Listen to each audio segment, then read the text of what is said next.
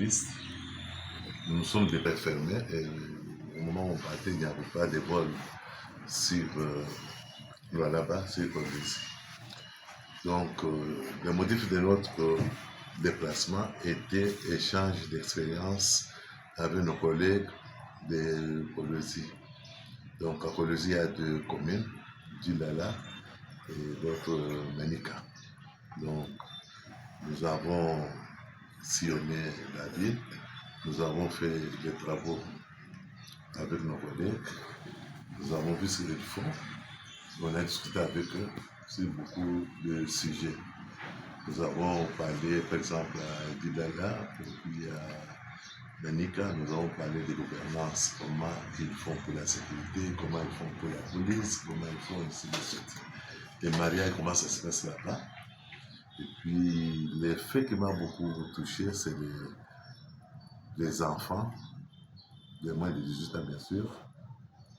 À partir de 19h, il n'y a aucun enfant sur la route.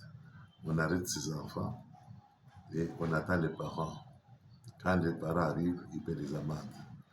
Donc, moi, j'ai visualisé notre boulevard avec les petits chèques qui sont là-bas. Nous allons parler avec les maires, nous allons parler avec le gouverneur, on va voir comment on peut faire pour éviter que ces phénomènes ne puissent arriver. Comme là, dans ma Colombie, ça se passe, il n'y a aucun enfant sur la route. Et ici, chez nous, au moins, il y a beaucoup d'enfants, chèques à Bakwadiana, et puis sur les boulevards. Ça m'a beaucoup touché, j'ai vu. Bon, je vais expliquer comment ça se passe chez nous, les phénomènes ne sont pas les mêmes, les réalités locales ne sont pas les mêmes. J'ai vu aussi des mariages, et ils ont au moins 10 mariages, 15 mariages par semaine, contrairement à nous. Donc c'est difficile, c'est la culture, on va sensibiliser la population pour que les gens puissent se marier à l'état civil.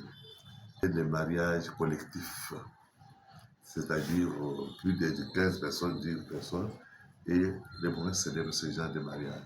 Nous, on n'a jamais fait, on ne peut pas mentir qu'on l'a fait, on ne l'a jamais fait. Donc, beaucoup de choses. Le bourgmestre, c'est lui le patron de sa commune.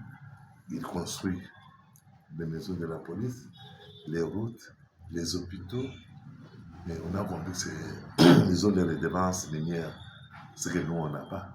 Donc voilà, nous souhaitons qu'à l'avenir, que nous aussi, que nous travaillions aussi comme eux dans nos communes respectives ici à Bujumbura. Déjà fait, c'est-à-dire la sensibilisation sur la culture fiscale. Nous, c'est difficile. Même l'étalage ici, c'est compliqué. Même quand je parle de mariage, chez nous, c'est 50 000 francs. Et ils viennent même demander que non, c'est beaucoup, il faut diminuer.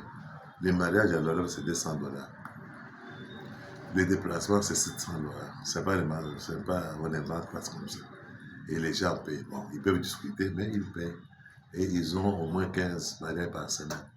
Donc vous comprendrez qu'à partir du mariage, on ne pouvait même pas attendre les redevances. Il y a beaucoup de recettes. Les gens viennent payer les recettes personnellement. Nous avons vu les recouvrements forcés. Il n'y a pas de bagarre. Les gens paient.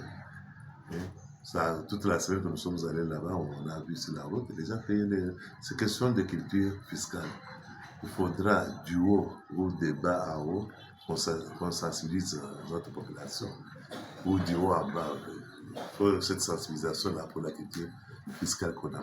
Donc c'est la mentalité. Mais depuis quand j'ai commencé mon travail ici, j'ai parlé de mentalité.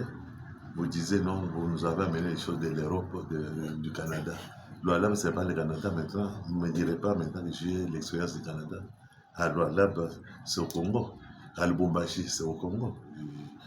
Je ne sais pas dire que j'étais à la commune de Lubumbashi, j'étais à la commune de Rouachi. J'ai vu comment les gens fonctionnent là-bas, comment les bourgmestres fonctionnent, bourgmestres adjoints, chefs de bureau et consorts. Et la population, comment la population se comporte.